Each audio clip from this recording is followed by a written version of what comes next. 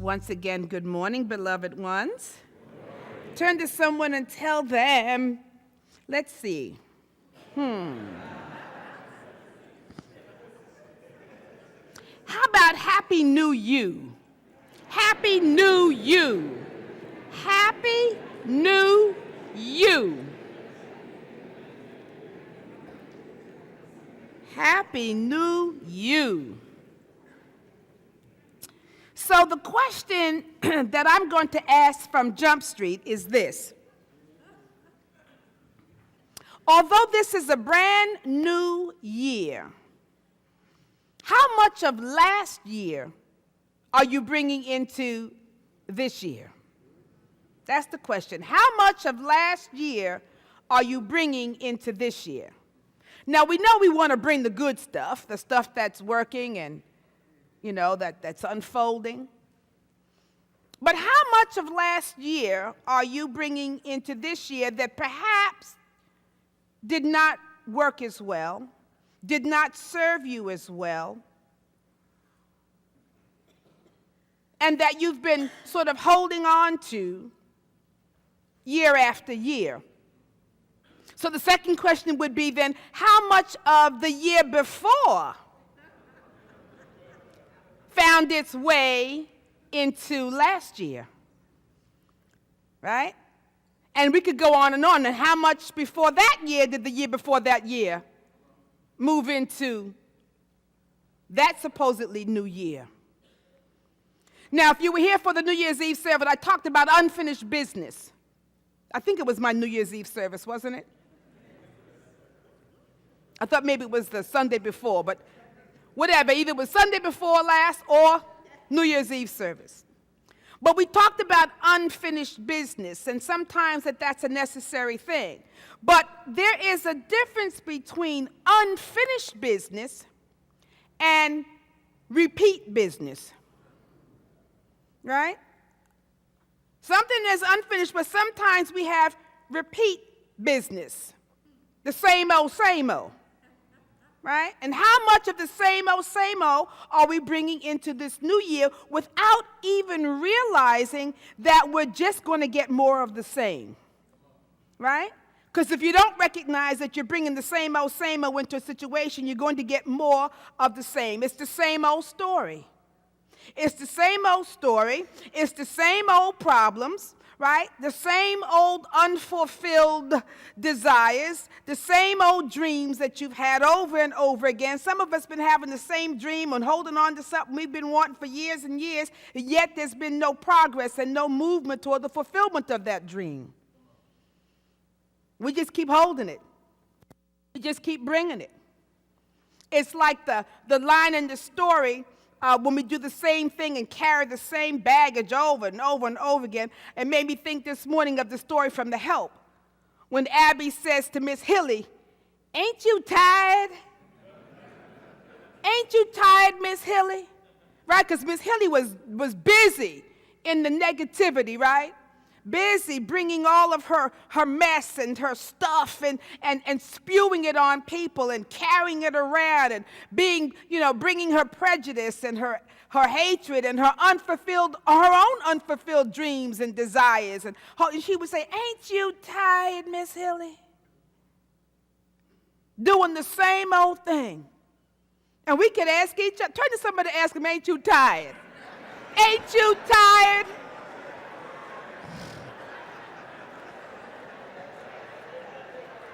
Because look, some of us are carrying the same old baggage we've been carrying around, right, for a long time. The same old hurts, the same old pains, the same old beliefs, and we have to ask ourselves, what am I doing? Am I really willing to do a new thing, to enlarge my territory, to see something different? To carry the same dream that I'm not moving toward or fulfilling. And we all know the definition of insanity, right? Right. Doing the same thing over and over and over, and you expect what? Different results. Different results. Well, we have to ask ourselves, what do we want at the end of this year? Because this is a new year. And if we want the end of this year to be different than the beginning of this year, then we're going to need a new story, a new narrative, some new perspectives on things, and maybe even some new beliefs. Because sometimes we get stuck in our belief, and your belief no longer even serves you well. And we might need something new. Now, you've often heard me tell you that life has twists and turns and ups and downs, right? We know that. And it certainly has things which we have no control over. Things that happen that are out of our control and we can't do anything about it. And that's just the way life is. That's just what comes. But friends, there are also things, or it's also true, that life is a reflection of the story we tell. It's a reflection of the story we tell, a reflection and a result of our interpretations, our imaginings, our perspectives, right? Our view. Marcus Aurelius said this. He said very clearly, he said that life is the way you see it. And the Talmud says it this way: we do not see things as they are. We see them as what? We are. We do not see things as they are. We see things as we are. In other words, the lens through which we see will determine what we see. And we think what is determining what we're seeing. No. What we see will determine what is. That's a very powerful thought, meaning that the lens, our perspectives, our perceptions, our beliefs, our stories, our understanding, all of that stuff about life, how we perceive and think life is, it's really how we are. Really how we are, not necessarily how life is, because life is very different for each of us, is it not? But yet we think, because this is the way my life is, this must be the way everybody's life is. There are some things that might be true, but most of it is how we are. It's the stories we tell, and oh, the stories we make up in our heads. Woo, right. I got stories up in here that I could tell you about. And sometimes I do, right? It's the stories that we make up in our head, and most of them are untrue, right? Cynthia and I have a little running joke. I look at her, she'll say something, and I look at her, she go, well, that's something I just made up. I go, mm-hmm. And then there'll be times when there's something, what? I made up, right? It's my story. It's my view, my interpretation. And the problem is that when we believe our own stories and think them to be true, and they may not actually be that way, they are that way for us. But then we begin to act upon the stories that we have made up in our minds, and we begin to act upon them when they're just stories. They're just judgments. They're just assumptions, right? They could just be a point of view or whatever. Or they could be just what we think they are thinking. That's a powerful one. Because don't we think we know what other people are thinking? Oh, I know they're thinking this. They're just thinking this, that, and the other, right? We think we're mind readers. I know what you're thinking about me. And we go on and on and on, but really it is what? It is what you're thinking about you that I'm projecting onto you, thinking this is what you're thinking about me. Right? And then we act on it, or we have a little attitude, because I think you maybe looked a certain way. And people do this to me all the time because I'm not cognizant of everything that my face is showing, right? But my face may be showing a frown, and you think, oh, Reverend Sylvia's upset, and I'm angry, and I'm just out here just, skyscrapers and everything. I'm not present. But you have made up a story about how you think I'm thinking about you. Therefore, then you act toward me in a certain way. Now, I'm not sure what's going on, so then I make up a story about why you think you acted that way. And so now we've got this stuff going on here, and none of it may be true.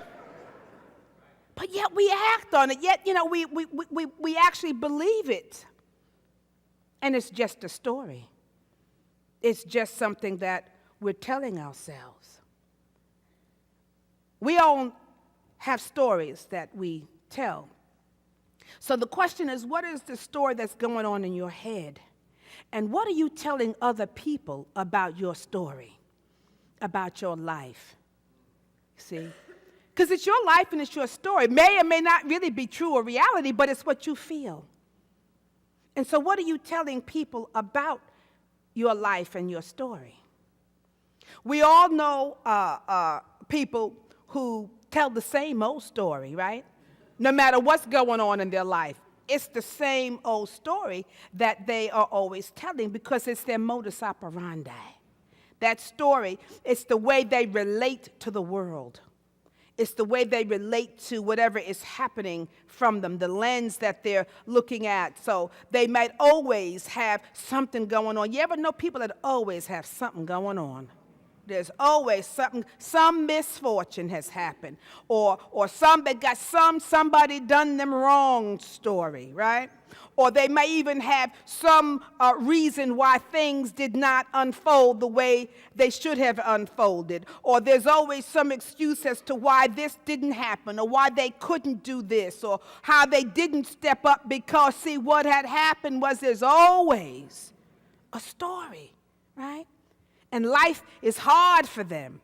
They constantly struggle. They're always a victim because victimhood is the lens through which they look and see life out of, right?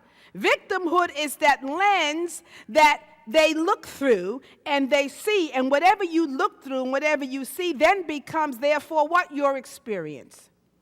And don't ever try to convince somebody that they could actually have another perspective, another belief, or there's another lens to look at. Because when you look at life through the lens that you're looking at, and you see what you see what you see, and you get what you see, right? And so for them, it's real. Life is a struggle, and don't tell them it's not, because they have had the experience of what? Struggling. So it's real, and you can't convince them that it's not, that they could possibly get a new story, that life could actually demonstrate for them something different than what they are experiencing. But for them, no, this is what I see, and it's real because I see it, and I experience it. But you experience it because you see it. Very hard to convince or change someone onto a new story, not unless they get sick and tired of being sick and tired. Right? So some people are going to carry their story, and that's fine. They're going to see life as they see it. But they don't recognize it's how they are. Not necessarily how it is, but it's how you are. How you're showing up, how you're choosing, how you're interpreting, how you're deciding. The lens through which you are looking at will determine your experience of your life. So we know this truth, that they, perhaps, and us as well, might need a new narrative or a new story. A new narrative, a new story. So the question is, what about you? Can you look at your life and see what kinds of stories that you have been telling about your life?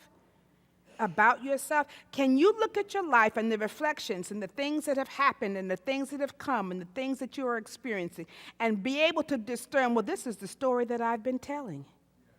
Can you do that? Because that's a powerful ability to have, to look at that, to look at your life. What's the story that you tell about your finances? That you don't have enough? That there isn't enough? I don't have enough money? I don't have the resources to do what I really want to do. Is that the story that you tell about your finances?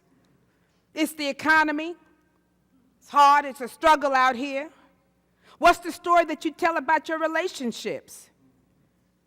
Oh, all the good ones are gone.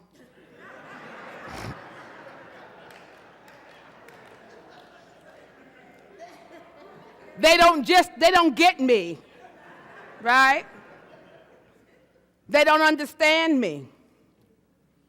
I'm just not really lucky and not lucky in love. Is that the story that you tell? What about your work, your creativity, your expression? What's the story you might be telling there? Well, look, they passed me over because, they can't see my talents and my abilities. Or they play favorite. My boss plays favorites. And, I'm not the one. I get looked over. I get passed over. What's the story you tell about what's preventing you from doing what you want to do and need to do and are called to do? See, friends, whatever is or is not working in your life might be a good indication that you might need a new story. You might need a new narrative. And you may even need some new beliefs about what you believe life is all about. You may need to check your beliefs, what I call your underlying beliefs, because here's the important part to understand. You want to check your underlying beliefs, those beliefs that are unconscious. They are unconscious, but yet they are your default beliefs. Which means, we all have default beliefs. When it's a default, you go back to it again and again and again, right? And so what happens is that these default beliefs, we're unconscious of them, but they are operating nonetheless. And not only are we unconscious of them, but we return to them. We return to them in situations that are challenging, situations that are calling for, something deep within us. We go down to the default. Well, this is hard. No, I can't do it. Or I'm not worthy, whatever. And what happens is we say these things or do these things over and over and over again until they become an unconscious belief, and which is why we keep experiencing the same experiences over and over and over.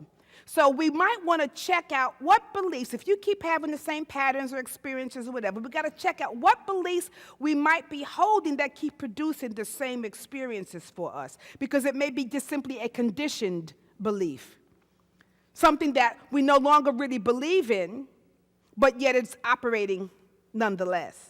It's a belief that we really want to change or we want to move away from, but yet we keep moving back to that default because that belief, that thought that's no longer serving you well or you've outlived it, it's unchecked in your consciousness, and therefore it begins to function on its own, automatic.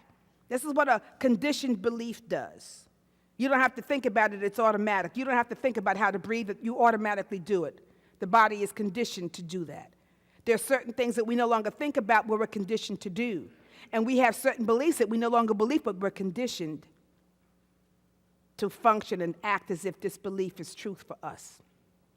So it could be the same story that we've been telling ourselves year after year after year after year, which is why we have to take time to examine our beliefs. Is this still what I believe? What is this situation telling me? Because if it's not what I'm desiring and working out, it may be that I'm also programming myself to have this experience again because of my belief. So we need to update. We need to update our beliefs. We need to rewrite a new story, right? You've got to rewrite your story. You've got to see what story you're telling, and then decide whether you need to rewrite your story. Now, rewriting your story is not always easy because it's been your story. And it's not always easy because old beliefs sometimes die hard. You know what I mean? They're crystallized. They don't always go away easily. But that's okay because change is still possible. It can happen. It just means that we might have to do a little bit more conscious work. You're going to have to put some effort into it. You're going to have to put a little bit of yourself into the change and the transformation. Stephen Sumter said this. He once said, the best way to measure your belief is to look at your actions. I like that. See, because it's easy to say you believe this, you believe that, but if you ain't acting on it, you're not doing anything about it, it's not a belief, it's rhetoric. It's something it's a story you're telling. And you remember when you were a kid and you weren't allowed to say that, somebody was telling lies, so you have to say they were telling what? Stories. Sometimes we're just telling stories to ourselves. So if you're not acting on this, if you're not acting on that belief, it's just a story. It's not a belief. What are you doing? What are you doing? What steps are you taking towards your desires? And if the answer is none, if the effort is spotty, or if the effort is shallow, you're doing a little bit here and sometimes there, then your level of belief has not changed. It's the same old story. We've got to move, right? Make consistent effort for a new story. And it's not always easy to garner a new belief that will then move into your heart and into your mind and into your consciousness and into your soul, so that as you have this new belief, this new thought, this new feeling, that you hone it enough, you tell it enough, you feel it enough, so that it now moves in and becomes your new default belief. It's hard to replace an old default belief, but we can do it. We can do it with conscious effort, so that we have a new narrative and a new chapter in our book, the book of life, the book of our lives. Because our lives are just simply a book. It's, if you look back on your life, it's a story that you've been telling, you've been writing, lo, these many years. So, if you want to write a new narrative and a new story, don't try to write the whole book all at once, right? That's what we do with New Year's. I'm going to do this, I'm going to do this, I'm changing this, I'm changing this. So you got this whole book, new book, and it's too much. We defeat ourselves because we're trying to rewrite the book of our lives and our story in one swell. Oh, yeah. And you look at that and you can't get past two things on the list. Because a book is very interesting. You don't want to do it. See, a book has, you might start off with maybe there's a page in the book. But the page has what? A chapter on that page. And in that chapter, there may be one line. So before you get to the whole book, you have a page. And then and on that page, you're going to have a chapter. So maybe you're not going to start with the book. You're going to start with the line. One line. Because one line can then turn into what? A chapter. And then one chapter can turn into a page in your life. And one page can turn into a book, your story. But start with that one line. Narrow it down so that it's doable, that it's believable, it's achievable. If you start with the whole thing, and I don't know any writers that have been able to sit back and write a masterpiece in one swell, swoop. It takes time and energy, but it takes focus. So we've got to come up with not necessarily the book, not necessarily the page, not necessarily the chapter, but let's start with the one line that you're going to write as you're rewriting your book of life. So mine that I've picked for this year, my line, this one line that I'm picking, that I'm going to write in the book of my life for 2019 is, do it now. That's the one I've chose. Because I'm the procrastinating queen. I'm the queen of procrastination. And I postpone my life away by, I'll get to it later. Because I let all these other things, I get overwhelmed by how much there is to do. And then I don't do any of it. Right? So now I'm reckoning, you know what? Take one line, one thing, and as it comes up, do that now. That's it. In the moment, do this now. Do it now. I don't have to worry about the whole book, how it's going to look. Just do whatever comes up and do it now. That's going to be my narrative. Because my narrative, my story could really be so vastly different if I had actually acted on half the ideas that come into my mind. I'd be having a bestseller. Right? If I could have just acted on maybe one or two of those ideas. But I put them off. So now it's like, okay, I don't have to try to write this whole book at once. I'm going to take, what's the line for this year, for 2019? I got all these goals. I'm just going to pick one tagline that I'm working with, and that's do it now. So whatever comes up, that's what, you know what? I'm going to do it now because I want to overcome what? My procrastination. So that won't be my story at the end of the year. Now, other things are going to unfold. That's going to be great. Not worried about that. But the line I'm going to work on so I can get to the chapter and so I can get to the page and I can get to the book is going to be do it now. So I'm asking you, what are you going to write this year in your book? What's the line you're going to work on and that you're going to rewrite so that at the end of your year, the end of your life, whatever it is, that the story that is told is the story that you wanted to have lived. It's your story. You get to write it. We may not have the opportunity to determine every experience that happens because there are things that are out of our control. But our interpretation is ours, right? The perception of what is ours. We get to tell that story. We get to name it good or not so good. So, this is a brand new start. You get to tell a new narrative in this new year. The scripture says in Psalms, write the vision and make it plain. Write the vision and make it plain. I'm going to say, let's start with the end in mind. That one little tagline will produce the book. What's your story? What's your story? Tell it. Blessings. Oh, blessings. Blessings. Blessings.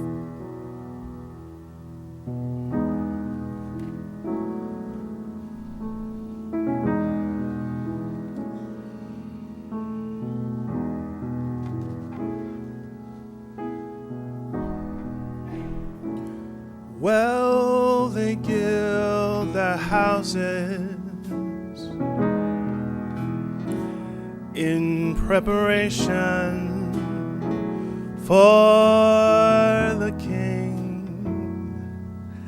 and they line the sidewalks with every sort of shiny thing. They will be surprised when they hear him say,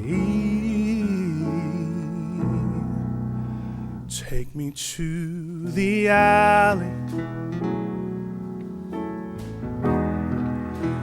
take me to the afflicted ones, take me to the lonely ones that somehow lost their way.